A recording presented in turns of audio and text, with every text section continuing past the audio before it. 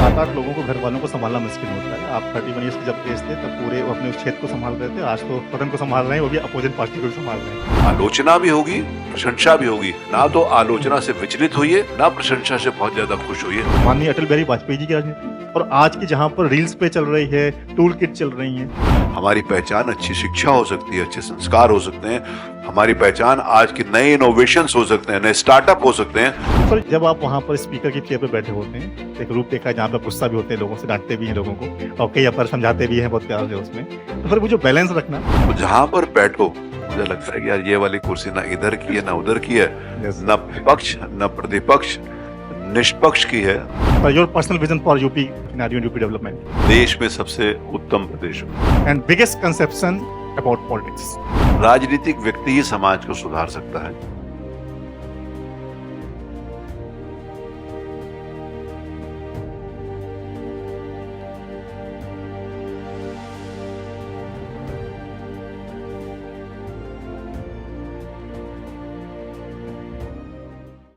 Sir, namaskar.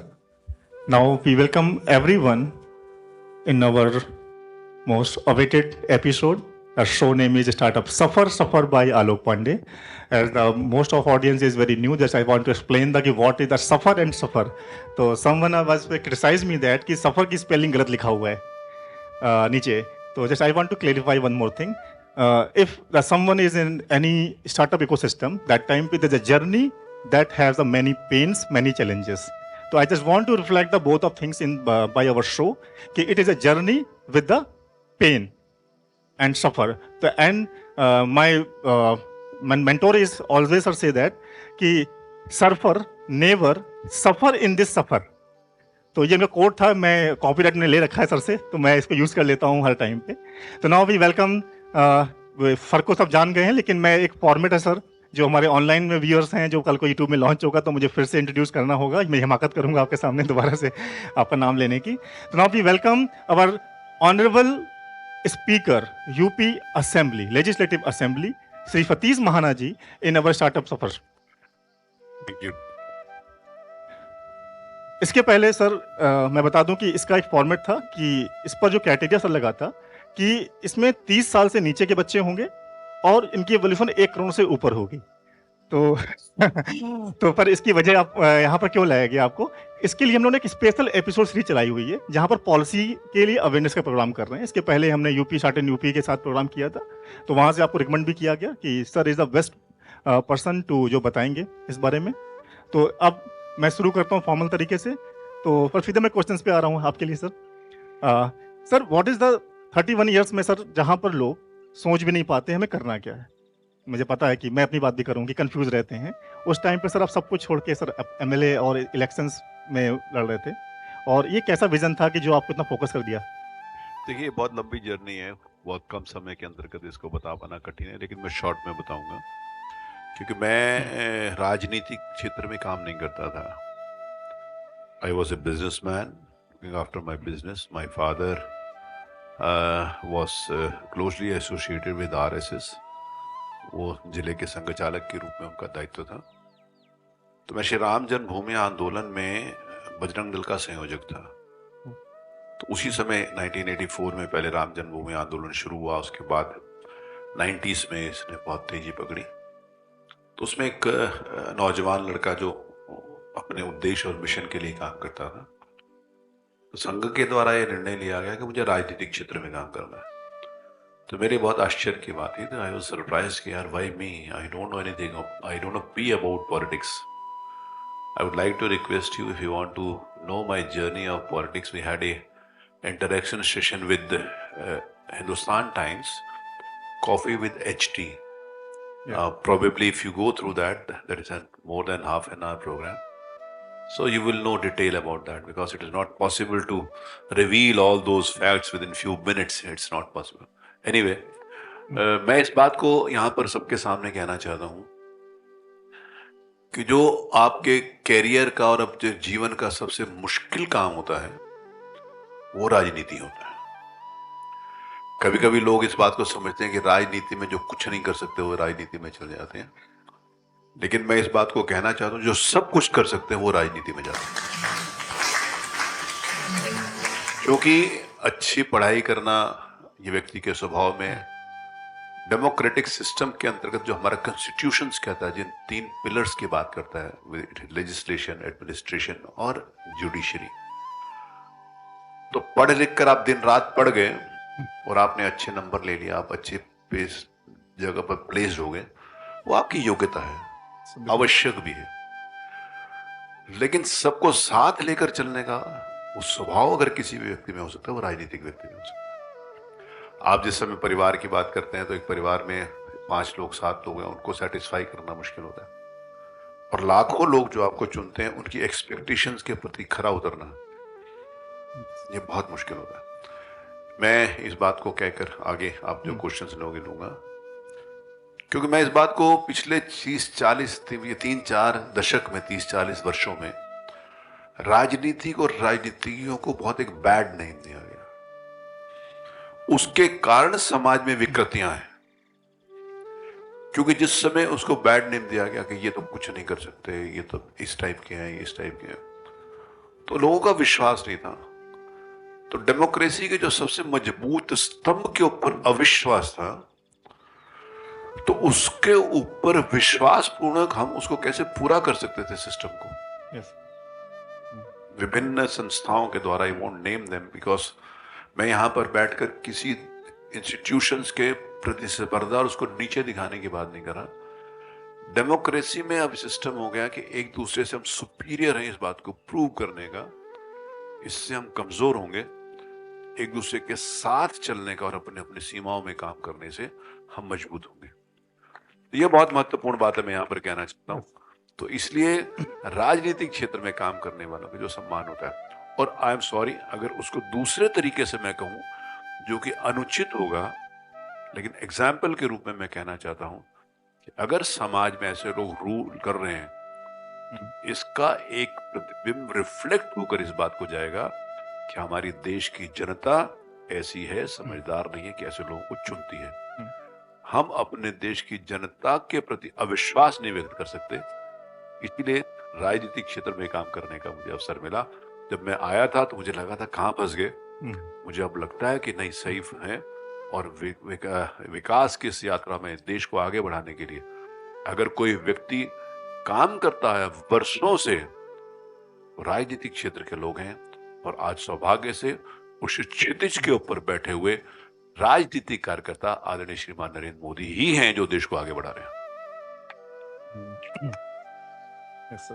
Sir मैं इसको startup ecosystem के पर्पस से जानना चाहूँगा। आपने 2 बातें बोली, वो मुझे इंस्पायर कर रही हैं पूछने के लिए कि जब हम लोग 7-8 लोगों को, घर वालों को संभालना मुश्किल होता है। आप 31 ईयर्स की जब एज थे तब पूरे वो अपने उस क्षेत्र को संभाल रहे थे, आज तो सदन को संभाल रहे हैं, वो भी अपोजिट पार्टी को भी संभाल रहे हैं।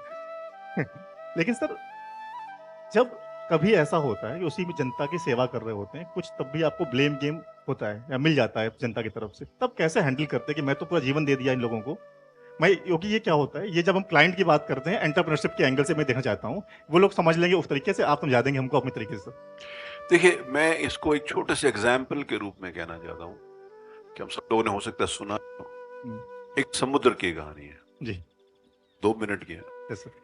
एक व्यक्ति समुद्र के किनारे टहल रहा था, तो समुद्र के किनारे रेत के ऊपर एक व्यक्ति लिख रहा था कि समुद्र दानी है। तो उससे पूछा भी समुद्र दानी कैसे? उसने कहा समुद्र मुझे मोती दिया, मुझे दान किया। थोड़ा आगे बढ़ा तो उसने एक आदमी उसी रेत के ऊपर लिख रहा था समुद्र चोर है। तो उसने कहा कि चोर है, इसने मेरी चप्पल चुरा कर ले गया। थोड़ा आगे बढ़ा तो एक व्यक्ति कह रहा था कि समुद्र पालनहार है। मुझे क्या हो गया? उसने कहा मेरे रोटी रोजी चलती, मैं इससे मछली पकड़ेगा। थोड़ा सा आगे बढ़ा तो एक व्यक्ति दुखी होकर उसी रेत के ऊपर लिख रहा था समुद्र हत्यारा है, मेरे बच्चे की इसने हत्या कर दी, घसीट के ले गया। थोड़ी देर में समुद्र की लहर आई, सब बहा के चली गई और सब बराबर हो गया। तो आपको अपने स्थान के ऊपर समुद्र की तरीके से काम करना है। आलोचना भी होगी, प्रशंसा भी होगी, ना तो आलोचना से विचलित होइए, ना प्रशंसा से बहुत ज्यादा खुश होइए, अपने रास्ते के ऊपर चलते रहिए। मतलब जो ये स्टार्टअप फाउंडर्स हैं, अगर उनके प्रोडक्ट्स को कुछ 2-3 लोग अगर क्रिटिसाइज भी कर रहे हैं, दैट टाइम पे should stuck your concept, your research. That means मैं सर उसको कन्वे करना चाहता हूं स्टार्टअप सिस्टम की लैंग्वेज में। एक और एग्जांपल आपको तो मैं दूं। Please sir.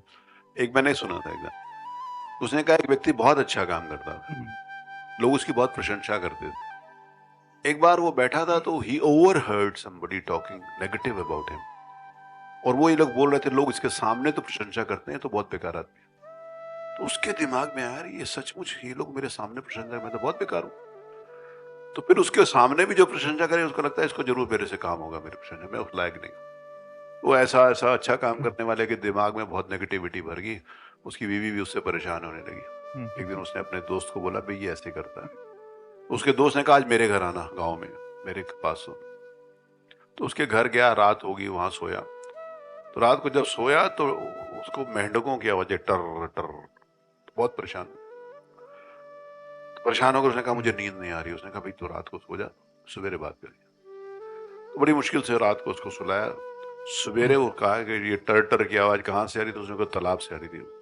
उस तालाब के पास गए, उसमें उसने जाल बिछाया और जाल से निकाला तो उसमें 5 मेंढक थे। तो उन्होंने कहा जो नेगेटिव बोलते हैं वो ज्यादा टर टर करते हैं, उन्हीं की आवाज सुनाई पड़ती है, उनकी आवाज सुनो जो आपके पक्ष में बोलते हैं, जो आपके फेवर में बोलते हैं, उससे आगे बढ़ने का जज्बा लो, उससे पीछे जाने का जज्बा नहीं ले। सर ठीक है सर, वो आपका मैसेज हम लोग सर मिल गया, और कुछ लोगों को लगता है घर जाके समझ में आए, कुछ लोगों को फिर नहीं समझ में आ जाएगा। समझ, सारे बहुत टैलेंटेड और हाँ एजुकेटेड बच्चे यहाँ पर बैठे हैं। Yes sir. सबका यही है कि you have a vision to, आप उस विजन के प्रति एकदम केंद्रित रहिए, कोई किसी की आलोचना नहीं करिए, न सुनिए न करिए। आपके पास समय नहीं है, आपके पास जीवन में आगे बढ़ने का लिमिटेड टाइम है। और आजकल के युग में जिस समय इतना कंपटीशन है, रोज नए इनोवेशंस हो रहे हैं, रोज नई टेक्नोलॉजी आ रही है, तो उसमें आपको उसके साथ अलाइन करना है अपने आप को। अगर आपका टाइम और सिस्टम के साथ अलाइनमेंट नहीं होगा, आप पीछे छूट जाओगे। इसीलिए उसके साथ अलाइनमेंट करना बहुत जरूरी है। बच्चे बहुत समझदार हैं जो सामने बैठे हुए। Thank you sir.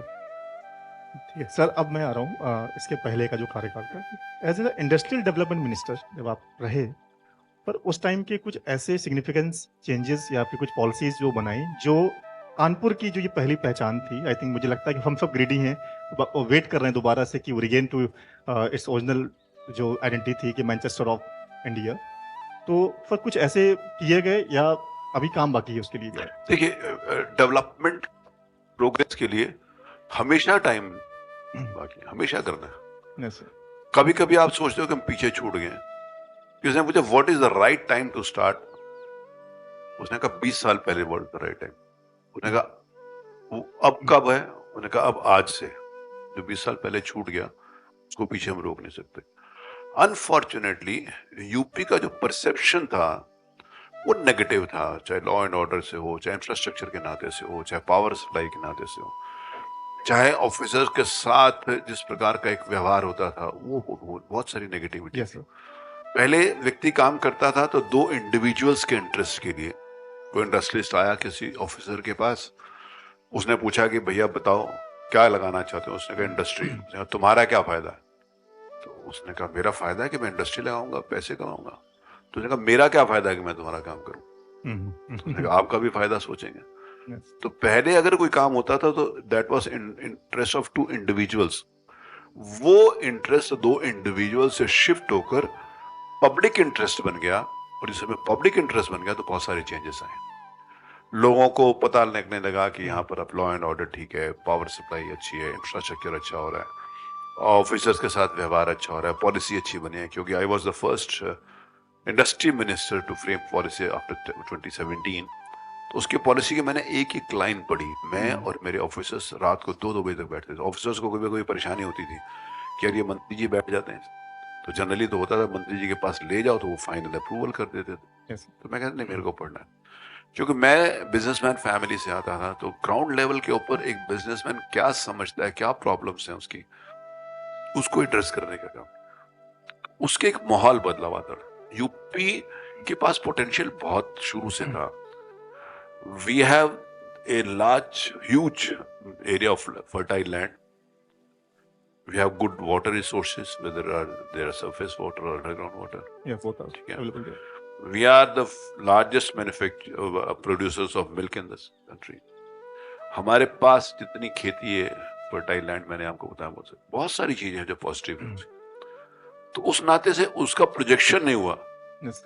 अच्छी चीजों को दिखाया नहीं गया, नेगेटिव चीजों को दिखाया गया कि हाँ ये सब होता। नेगेटिव थी भी, तो इसीलिए आपने कहा ना, जो दिखता है वो बिकता है, यस सर। तो दिखाया ही नेगेटिव गया, एक बात। दूसरी बात मैं आपसे ये कहना चाहता हूँ कि एक मैं यहाँ पर कानपुर के बच्चे बैठे हुए हैं, यहाँ पर जरूर इस बात को कहना चाहूंगा कि हम इस बात को बड़े आसानी से कहते हैं। जो प्रश्न आपने किया, आपके प्रश्न में वो है जी। कि यूपी फिर मैनचेस्टर ऑफ ईस्ट कैसे हो सकता है। यस। एक तो मैंने आपको बताया कि पिछले ये कारण हुए, मैं किसी को ब्लेम नहीं करना चाहता, लेकिन कानपुर में एक जो बहुत महत्वपूर्ण पद के ऊपर बैठे हुए व्यक्ति थे, 3 बार मेंबर ऑफ पार्लियामेंट रहे, तो जिनका ये था कि चाहे जो मजबूरी हो मांग हमारी पूरी हो, उस पार्टी के थे।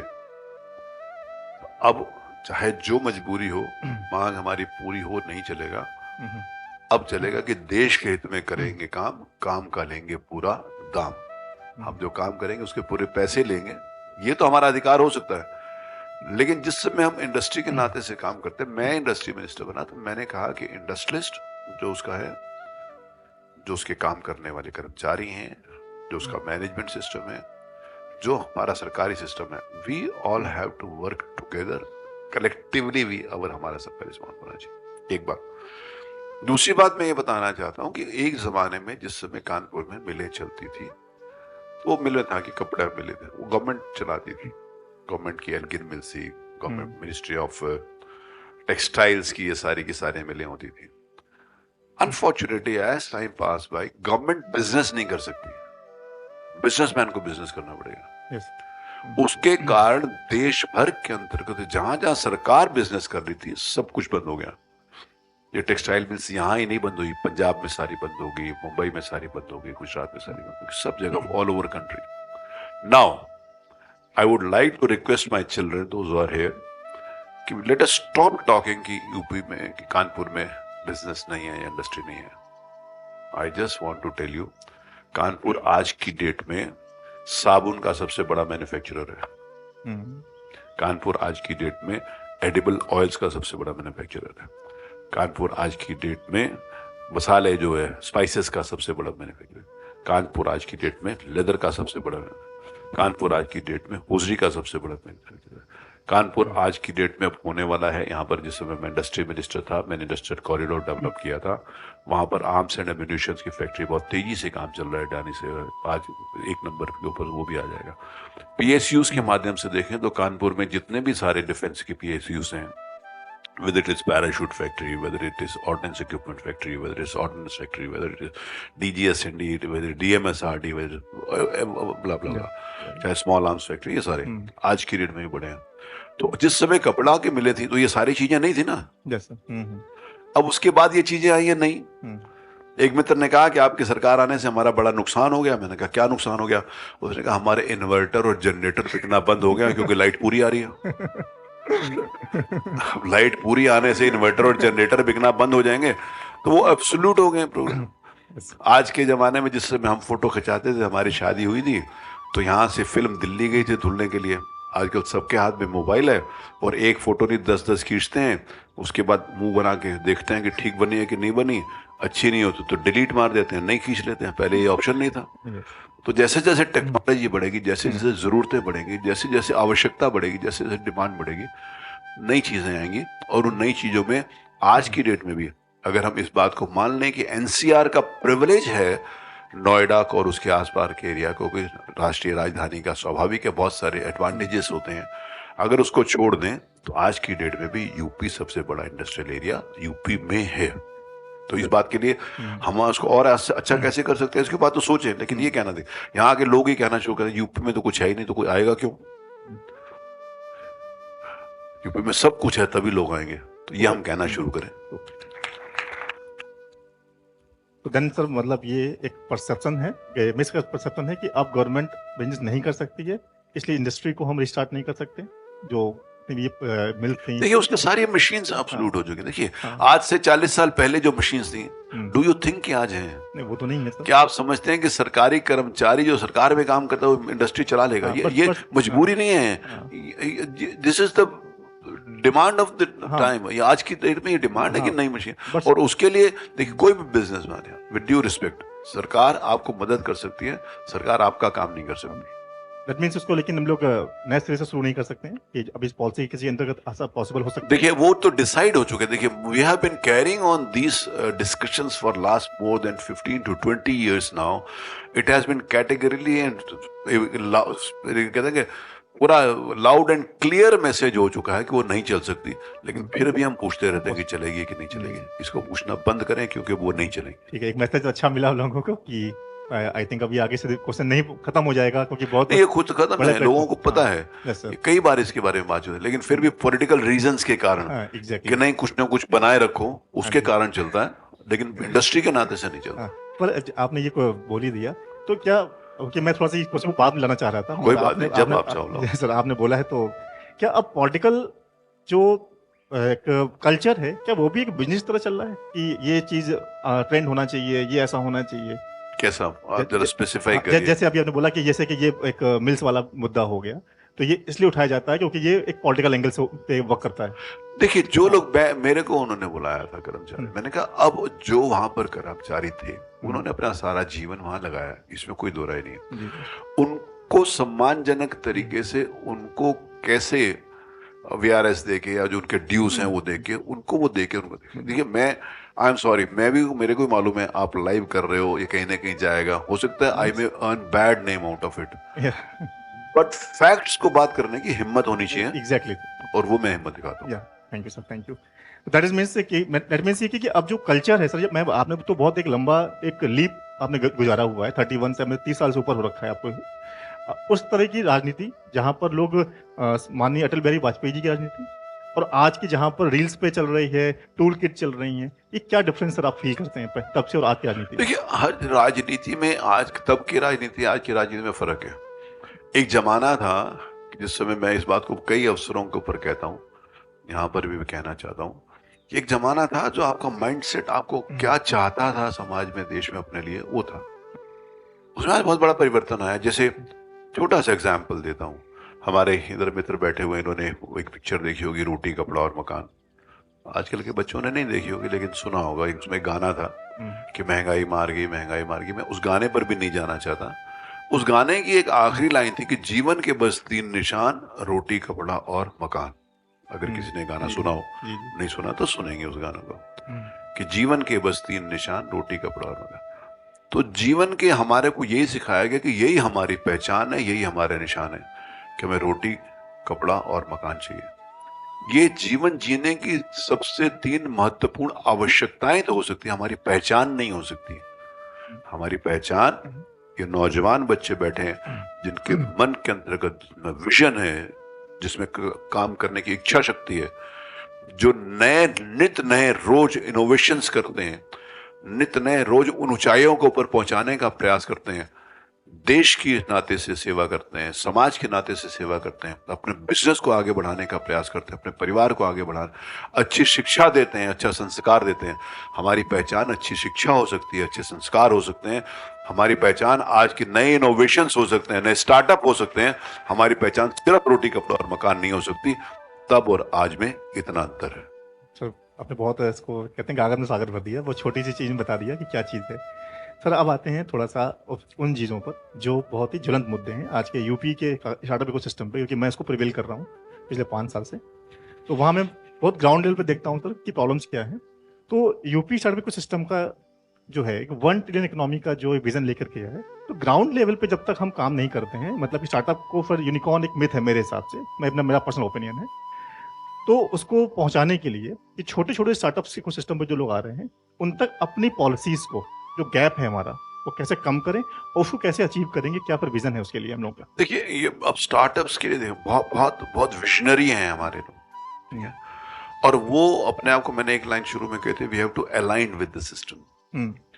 गवर्नमेंट ने अब आज की डेट में, आज से मैं 2018 में पहली बार माननीय प्रधानमंत्री जी ने यूपी के इन्वेस्टर समिट में, जिसमें मैं इंडस्ट्री मिनिस्टर था, यूपी में इन्वेस्टर समिट पहना हुआ था, तो जब उन्होंने कहा था कि हमने देश की इकोनॉमी को 5 ट्रिलियन इकोनॉमी बनाना है और यूपी का उसमें जो शेयर है 1 ट्रिलियन इकोनॉमी हो, ऐसा माननीय प्रधानमंत्री, तो तब से उस ओर बढ़ रहे हैं जी।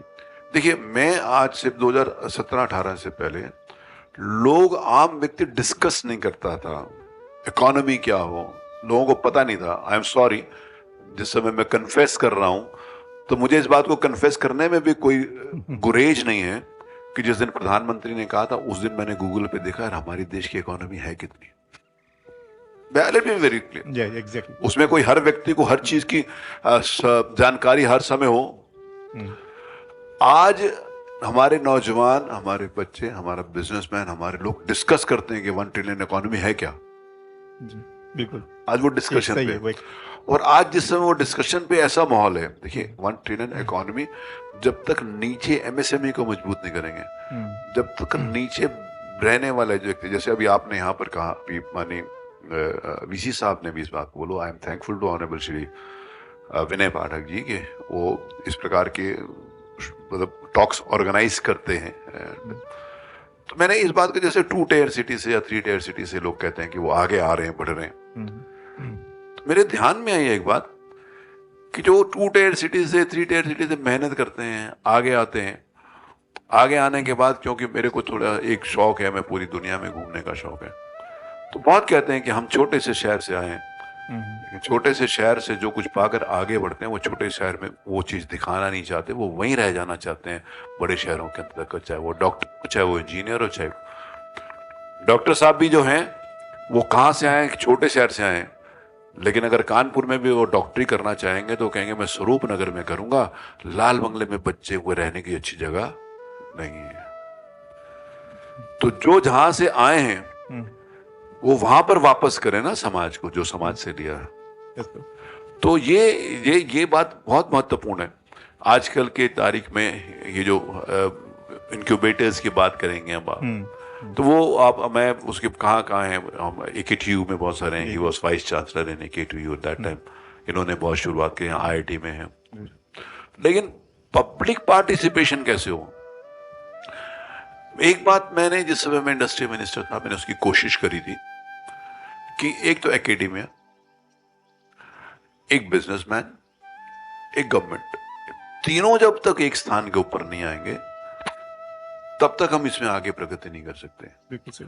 आज जो सबसे बड़ी प्रॉब्लम है स्टार्टअप्स के लिए, सबसे ज्यादा अगर प्रॉब्लम है तो इनको फाइनेंशियल असिस्टेंस की है, प्रोबेबली, जो मैं समझता हूँ, आप उसको डायरेक्टली आप उसको देख रहे, वो कैसे करते हैं। गवर्नमेंट ने भी सिडबी के माध्यम से, स्टेट गवर्नमेंट ने भी 1000 करोड़ रुपए का फंड रखा था, ये बहुत सारे लोगों को मालूम होगा जो लोग उससे डायरेक्टली जुड़े हुए। सर मैं रोकना चाहूंगा आपको इसमें, प्लीज, सॉरी। नहीं नहीं, इसी रिलेटेड क्वेश्चन बड़ा अच्छा सा आ गया कि अभी मैं लास्ट में एक शार्क टैंक इंडिया के कुछ कंटेंट वो आया हुआ गेस्ट था, तो वीसी फंड, क्योंकि हम जो कर रहे हैं अभी उसी फंड से भी आ रहा हूँ, कि आपने बोल दिया है तो बहुत तेज से बात किया वो क्वेश्चन, कि उसने बोला कि वीसी फंड्स के लिए जो इन्वेस्टर्स हैं उनके लिए इंडिया चेन्नई, दिल्ली, बॉम्बे, कोलकाता ही है, मतलब वो वहीं इन्वेस्टमेंट करना चाहते हैं।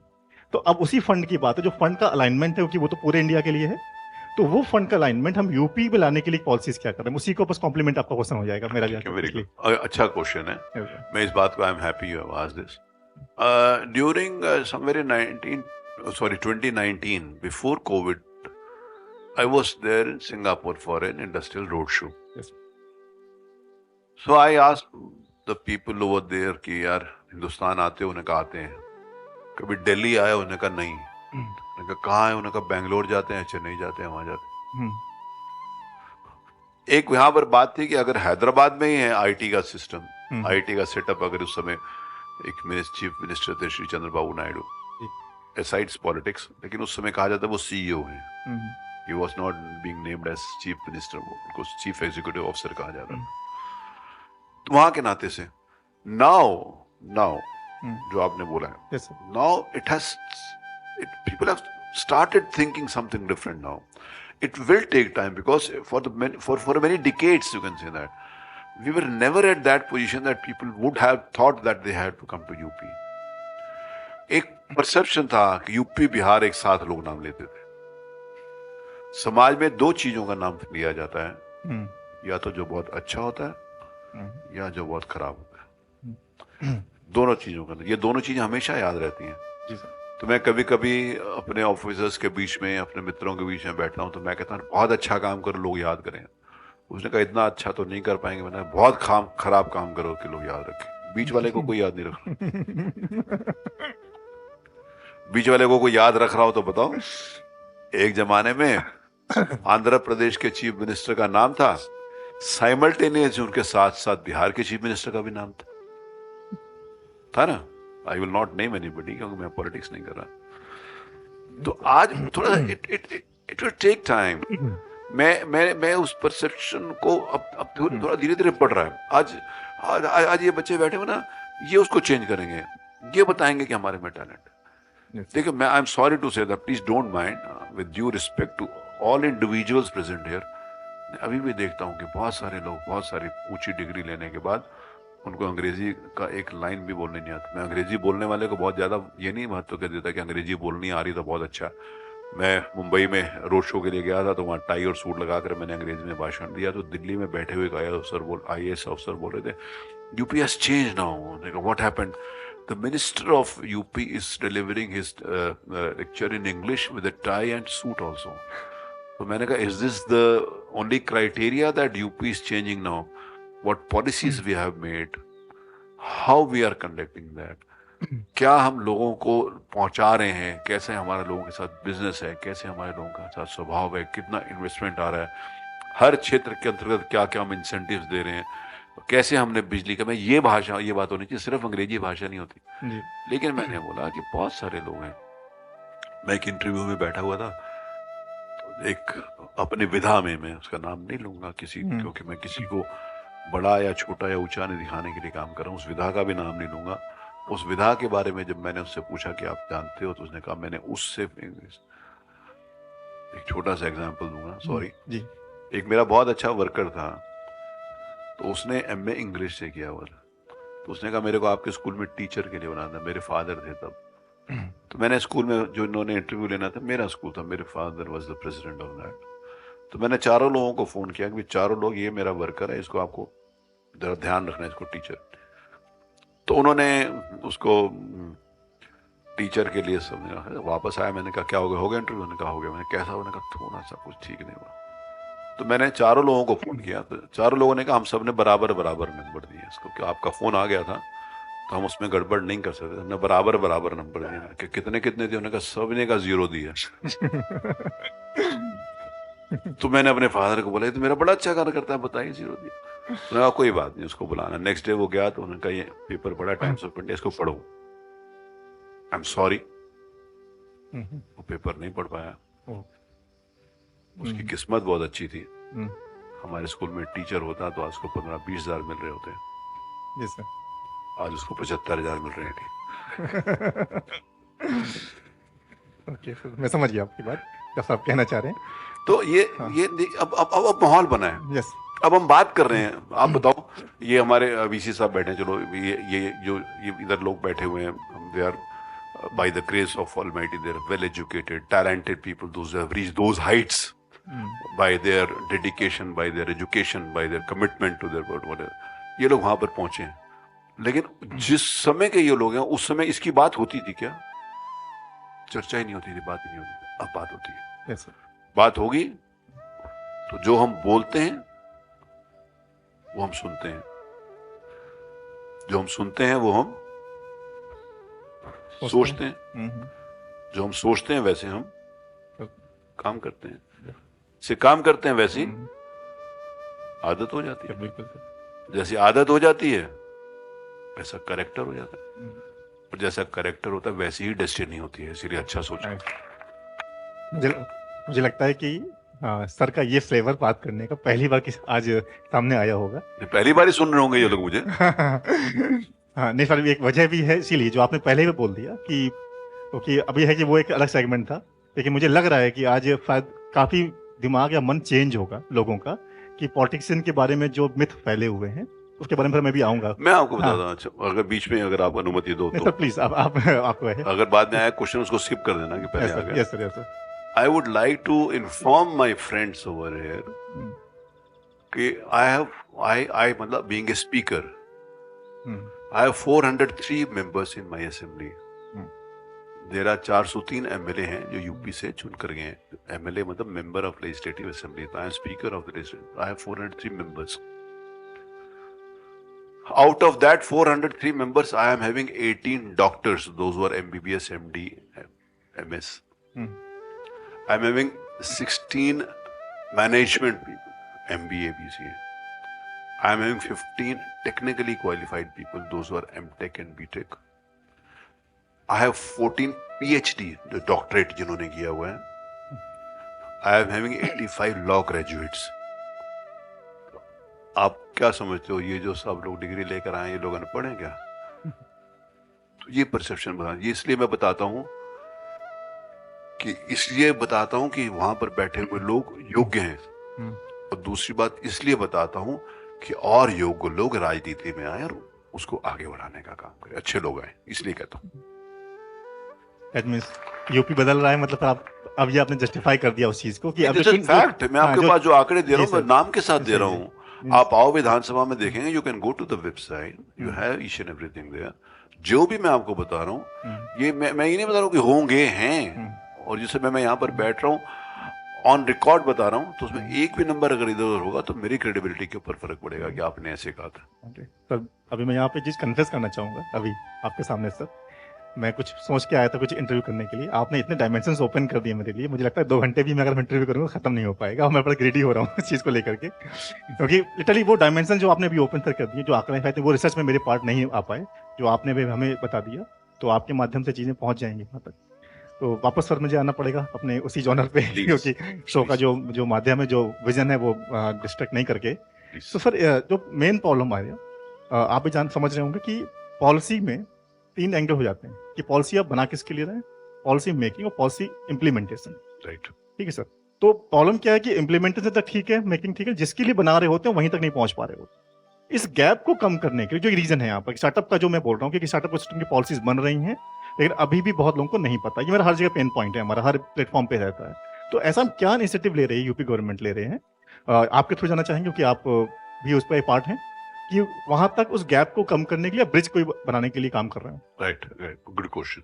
देखिए, पॉलिसी गवर्नमेंट बनाती है, पॉलिसी ये सोचो, पॉलिसी बनाना ऑब्वियसली जिस समय पॉलिसी बनाई जाती है तो उसके लिए जो एंड उसका होता है, एंड जो उसका लाभार्थी होता है, जो इससे वो अफेक्टेड होता है, जिसके लिए पॉलिसी बना रहे हैं, अगर उसको ध्यान में रख के पॉलिसी बनाई जाए तो ठीक रहता है. उसको ध्यान में नहीं रख के बनाई जाए तब ये सारी प्रॉब्लम्स होती है. पॉलिसी बने, पॉलिसी का एग्जीक्यूशन हो, और नीचे तक वो जो बेनिफिशियरी है या फिर जो है वहां तक वो पॉलिसी पहुंचे. अच्छा. उसके लिए देखिए अवेयरनेस जरूरी है. जैसे मैं एक जगह गया, उन्होंने बिजनेस का वो था, तो उन्होंने कहा कि हमें ये चाहिए, ये चाहिए. मैंने कहा आपने पता लगाया क्या? उन्होंने कहा पता ही नहीं लगाया. उसमें अवेयरनेस चाहिए. अब आजकल के ज़माने में जिस समय हम डिजिटलाइजेशन की ओर बात करते हैं, जिस समय हम हर चीज़ ट्रांसपेरेंसी की बात करते हैं, तो we have to come forward for that. We must know what, with due respect to all of this children, दोस्त. मैं चिल्ड्रन इसलिए कह रहा हूँ कि मेरे सामने बच्चे हैं, इसीलिए चिल्ड्रन कह रहा हूँ. Otherwise they are grown up and ये सारे का सारा सिस्टम और समाज चला रहे हैं, तो we are proud of them. तो वो है, तो उनको जानना, आगे आना पड़ेगा. देखिए, एक कोई व्यक्ति, मैं इस बात को कहना चाहता हूं कि एक कोई व्यक्ति या कुछ लोग सिस्टम को चला नहीं सकते. मैं 91 में हमारी गवर्नमेंट बनी, तो मैं हमारे परम पूज्य सरसंघ चालक जी रज्जू भैया जी, उसके बाद मैं एक बार उनसे गया मिलने के लिए. मैंने कहा रज्जू भैया जी, बहुत सरकार बहुत पॉलिसी बनाई, लेकिन समाज में कुछ चेंज नहीं दिखाई पड़ रहा. मैंने कहा समाज सरकारों से चेंज नहीं होता, समाज से चेंज होगा. We all have to be vigilant. We all have to be aware what policy government is making. देखिए, कोई भी चीज बार बार कही जाएगी. अब वो जमाना गया कि लोग सुनते नहीं थे, अब आपकी सुनते हैं लोग. आपको और आप जैसे लोगों को, विशेष रूप से लोग आए, आपको इसमें आगे आना पड़ेगा. अवेयरनेस प्रोग्राम चलाने पड़ेगा कि हमारे लिए है तो हमारे को बताओ कहाँ है. अगर हमारे को बताओ नहीं है तो क्यों नहीं है. यस सर, ठीक है, बिल्कुल नहीं है तो क्यों नहीं है. हमारे को नीचे, ऊपर से नीचे तक आ गया, वो डिस्कनेक्ट है पब्लिक के बीच में और सिस्टम के बीच में. भाई वो ब्रिज की जो कमी है, हाँ, वो डिस्कनेक्ट है. वो जो डिस्कनेक्ट है, उसको स्ट्रॉन्ग बॉन्ड ऑफ रिलेशनशिप बनाने के काम है. That is both ways. एक किसी व्यक्ति के पकड़ने से नहीं होगा, जिसमें दोनों लोग हाथ पकड़ के बढ़ेंगे। इसमें बहुत मैं I agree with what you are saying, yes sir, I do not disagree. मैं उसको कोई जस्टिफिकेशन नहीं दे रहा हूँ यस सर, कि जो आप कह रहे हैं वो गलत है, मेरे को कोई जस्टिफिकेशन नहीं दे बट रहा lot of the work has to be हूँ। डन। लेकिन कौन करेगा? Yes sir, do we expect कि वो करेगा और हम करेंगे? मेरी मौसी ने मुझे एक बार बताई थी, स्वर्ग जाना है तो मरना पड़ेगा। पड़ोसी मर जाए, आप स्वर्ग चले जाओ, ये नहीं हो सकता। जिसके लिए पॉलिसी बनी है उसको जानकारी करनी पड़ेगी, उसको मुखर होकर आगे आना पड़ेगा, तब आपको। ओके सर, ठीक है सर। तो सर अब एक ये तो पॉलिसी वाला बात किया, अभी आपने सर इन्वेस्टमेंट का बात किया, लेकिन जो यूपीआईटीएस जैसे इनिशिएटिव हैं ये ले रहे हैं, तो उसका रिपोर्ट भी आता होगा सर मिनिस्ट्री के पास में लौट करके कि क्या उसके हुए हैं। तो सर बिल्कुल मैं आपके यहाँ से सुनना जाना चाह रहा हूँ कि मैंने वहाँ पर 5 दिन रहा हूँ सर उसमें यूपीआईटीएस के अंदर, और सारे सेक्शन को समझा है मैंने, कौन कितना बेनिफिट हो रहा है उससे। सर एक्चुअल में चेंजेस हो रहे हैं उससे, कुछ फायदा होता भी है? ये तो आप बताओ, 5 दिन रहे हो उसमें। नहीं सर, नहीं बस तभी वो क्वेश्चन भी इसीलिए आया हुआ है। अब तो मेरा प्रत्युत्तर है ना, हाँ सर, इसीलिए आप 5 दिन उसमें रहे हो। सर ठीक है, आप पूछ ही रहे हैं तो मैं बताता हूँ। मुझे लगता है कि स्टार्टअप आप का बताओ, आपसे बहुत सारी फीडबैक लेंगे, यस यस आपसे बहुत सारी चीज। It is not we are not just debating और discussing here for the purpose of discussion. के अच्छा क्वेश्चन पूछा, अच्छा उत्तर आ गया, उसमें से क्या निकाल सकते हैं उसके लिए हम बैठे। उसका भी मैं एग्जांपल आपकी तरह से दूंगा।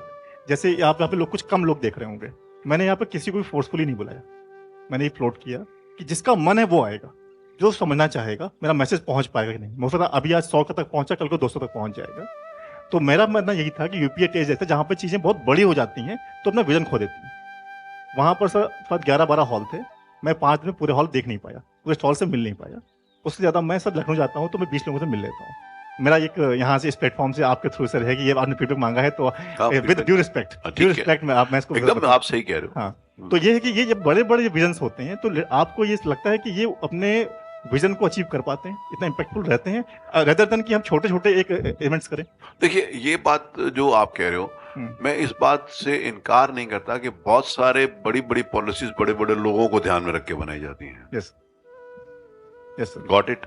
Yes sir, no you don't expect me to elaborate this, because जितना खोलेंगे उतनी ज्यादा समस्या होगी। यस सर, वो बहुत सारी चीजें बना दी गई, उनके लिए बना दी जिन्होंने वो प्लान किया, लेकिन कहीं ना कहीं उससे भला होने वाला नहीं है। दैट मींस की पिक्चर बड़ी दिखाना भला होने वाला नहीं है। मतलब ये है कि सर वही जो मैं आपका कहना, जो मेरा पेन पॉइंट है इस शो को लेकर के, कि पिक्चर बड़ी दिखाने से ज्यादा अच्छा है कि हम काम बहुत छोटे लेवल से शुरू करें। वो जिस समय पिक्चर बड़ी दिखाते हैं वो अपना देखो, हर व्यक्ति अपने हिसाब से कहते हैं, जब बड़ा दिखाएंगे, बड़ा सोचेंगे तभी आगे बढ़ेंगे, वो ऐसा कहते हैं। Yes yes yes. लेकिन बड़ा दिखाकर बड़ा सोचने के वहां तक, लेकिन बड़े से नीचे से ऊपर तक जो लैडर है, जो सीढ़ी है, उसको हर स्टेज के ऊपर बताना पड़ेगा, जो आप कह रहे हो। उससे सहमत एग्जैक्टली, क्योंकि मैं यहाँ रिप्रेजेंट कर रहा हूँ उन सब स्टार्टअप्स को। हाँ, जो मैं मेडिकल के साथ काम, मैं एमएसएमई के साथ काम और एसएमई के साथ काम करता हूँ, तो मुझे वहां से फाइंडिंग आती है कि डील मैच्योर नहीं हो पा रही होती है बात। एकदम ठीक है, मैं इसे कह रहा हूँ, हर स्टेप को ऊपर वाले को देखकर यहाँ वहां तक पहुंचा कैसे जाए तो बहुत सुंदर है, लेकिन वहां तक पहुंचने कैसे जाए, ये जो आपके मतलब हर स्टेप इस स्मॉल लेवल के ऊपर, माइक्रो लेवल के ऊपर भी काम करने की आवश्यकता है। जैसे कि अपनी पार्टी भी काम करती है, बस माइक्रो लेवल में माइक्रो मैनेजमेंट हर जगह पे देखिए, हर जगह के ऊपर आपकी सोच बड़ी हो, इरादे बड़े हो, लेकिन आप कहाँ से शुरुआत करनी है? आपका विजन क्या है? आपका मिशन क्या है? मिशन के बाद आपका विजन क्या है? तो पहले आप अपने मिशन के बारे में, अपने विजन के बारे में सोचोगे, उसमें बहुत काम करना बाकी है। और आप जैसे हमारे नौजवान मित्र इसकी ओर आगे आएंगे, क्योंकि अब I don't know, but I am not representing the government now. Yeah. I am on the legislative part of the system. Yeah. But as and when required, I can request the government, I can call the officers concerned, और उनसे मैं बातचीत कर सकता हूँ। जैसे कभी कभी ना बात करते करते, मैं मिनिस्टर था तो अब 2 साल हो गए लगभग छोड़े हुए, तो लोग मुझे कहते हैं इंडस्ट्री के बारे में, छोड़ो यार, मेरे को इंडस्ट्री के बारे में क्या लेना है, मैं जहाँ पर काम कर रहा हूँ, ये मेरी कमी है। मुझे लगता है कि जिस समय वहां पर बैठे उसका और बड़ा कैनवास है, तो उसको कैसे और ठीक किया जा सकता है, तो समय समय के ऊपर इसके ऊपर बातचीत की जा सकती है, और बातचीत के माध्यम से क्या रास्ता निकल सकता है उसके ऊपर विचार किया जा सकता है। Thank you sir. तो सर नेक्स्ट चीज पे मैं एक आ रहा हूँ कि लीडरशिप स्किल, क्योंकि हर एक एंटरप्रेन्योर की लीडरशिप स्किल बहुत जरूरी होती है। तो सर जब आप वहाँ पर स्पीकर की चेयर पर बैठे होते हैं, उस टाइम पे मैंने आपका वो वाला रूम एक रूप देखा है जहाँ पे आप गुस्सा भी होते हैं, लोगों से डांटते भी हैं लोगों को, और कई बार समझाते भी हैं बहुत प्यार से उसमें। तो फिर वो जो बैलेंस रखना, ये किस तरीके से स्ट्रेटेजिकली आप कर पाते हैं इसको सर? देखिए, एक हिंदी का शब्द है दायित्व बोध। Yes sir. जिस दायित्व के ऊपर आप हैं उसको आपको समझ में आए। Yes sir. जैसे हम एमएलए बने पहली बार, यस। हमारे को एमएलए बनकर पहली बार क्या सोचना है, सीखना है, ये सोचते थे। फिर जब हम ऑपोजिशन में आए तो हमने उसी व्यक्ति ने ऑपोजिशन का रोल अदा किया, मैं अपनी बात बता रहा हूँ। फिर जब हम गवर्नमेंट में आए तो उसी व्यक्ति ने मिनिस्टर का रोल अदा किया। जो चीज मैं ऑपोजिशन वाली बर्थ सीट के ऊपर बैठकर जो कुछ मुझे बोलना था, यस सर। तो मुझे मिनिस्टर रहकर वो चीज नहीं बोलनी थी, मेरे को मिनिस्टर रहकर दूसरी बात बोलनी थी। Yes sir. जब मैं मिनिस्टर भी नहीं था और ऑपोजिशन में नहीं था तो मेरे को एमएलए रोल के, जैसे एक व्यक्ति सारे रोल्स को अदा करता है समाज में, परिवार में, हर जगह। बेटे का भी रोल अदा करता है, पिता का भी करता है, पत्नी का भी मतलब बहनें पत्नी का भी करती हैं, बहन का भी करते हैं, भाई का भी करते हैं, सारे रोल अदा करते हैं। और सारे डिफरेंट रोल्स में उसका मूड एकदम वैसा हो जाता है। पिताजी से बात कर रहा है तो वैसा बात करेगा, तो वैसे उसी मोड में बेटे के पास तो नहीं चला जाएगा। यस। और जिस मोड में बेटे के साथ बात कर रहा है उससे पति पत्नी उस मोड में नहीं चले जाएंगे। तो जहां पर बैठो यस, उसके हिसाब से अपना आचरण व्यवहार करो। तो जिस कुर्सी के ऊपर मैं बैठा हूँ, मुझे लगता है कि यार ये वाली कुर्सी ना इधर की है ना उधर की है, न पक्ष न प्रतिपक्ष, निष्पक्ष की है, वो कोशिश करता हूँ कि पूरा करूं। नाइस। बस सर एक बार रैपिड फायर 2 मिनट में ले लेंगे, वो बस आपको 1 वर्ड में है, अगर आप चाहें तो छोड़ सकते हैं क्वेश्चंस को। तो मैं अगर कहूंगा छोड़ दूंगा तो मेरी नहीं सर, वीडियो कहेंगे इसको पता ही नहीं था कुछ। नहीं सर, ऐसा क्वेश्चन नहीं है वो, मतलब आपके क्योंकि क्या है कि जब बहुत बड़े गैप हो जाते हैं, मैं क्या उस गैप को भरना चाह रहे हैं कि हम लोग भी एक नेचुरल लाइफ से निकल के आते हैं, मतलब कि सेलिब्रिटीज हो जाते हैं, लेकिन वो जर्नी वही होती है। Let me see if I can qualify or not. Sir, this is just information based, not on qualification test, sir. For the biggest achievement till आप यहाँ से लेके वहां तक पहुंच गए 31 ईयर्स से पहले, वो बिजनेस करना सब कुछ, इसके बाद बिगेस्ट अचीवमेंट किसको मानते हैं? लोगों का विश्वास अर्जित करना। तो वो मैंने देखा करते हुए आपको, मैंने आपके कितना काम करते हैं सर आप कॉर्पोरेट लेवल पे। मैंने देखा है कि जो सर का ऑफिस है वहां पर इतना रिगरस भीड़ रहती है और एक आदमी भी सिकन नहीं होता। पर डिसअपॉइंटिंग मोमेंट किसी का काम ना हो तो। Your personal vision for UP development, UP scenario, UP development. देश में सबसे उत्तम प्रदेश। Okay sir. And biggest conception about politics. राजनीतिक व्यक्ति ही समाज को सुधार सकता है। Thank you, sir. Thank you very much, sir. Now I will pay the deepest thanks to our sir and our VC sir, जिन्होंने इसको ऑर्गेनाइज किया। VC sir professor Vinay Kumar sir, and honourable speaker sir Shri Satish Mahana sir, जिन्होंने इसको accept किया और बहुत positive तरीके से लिया हुआ है। और आई थिंक एक बहुत अलग इंसाइट मिली, पर का एक अलग फ्लेयर मिला हमको यहाँ पे देखने के लिए। And thanks to all of you जो यहाँ पे जो आए हुए हैं अपने मर्जी से, उनके लिए मैं क्लैप कर देता हूँ एक बार में, जितने भी ऑडियंस है। And this all the show is actually managed by the Scarlet Blinks, जो हमारा स्टार्टअप ही है सर। हम लोग की टीम में सर कोई एम्प्लॉय नहीं है, they all the startups and sponsored by the Ghazal creation and managed by the Richa, जो कि इतना स्टार्टअप है।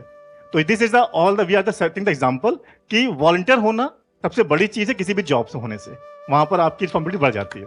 Thank you sir, thank you very much, thank you very much. Thank you विशी साहब, थैंक यू आपकी पूरी टीम को भी। आलोक भाई, थैंक यू वेरी मच।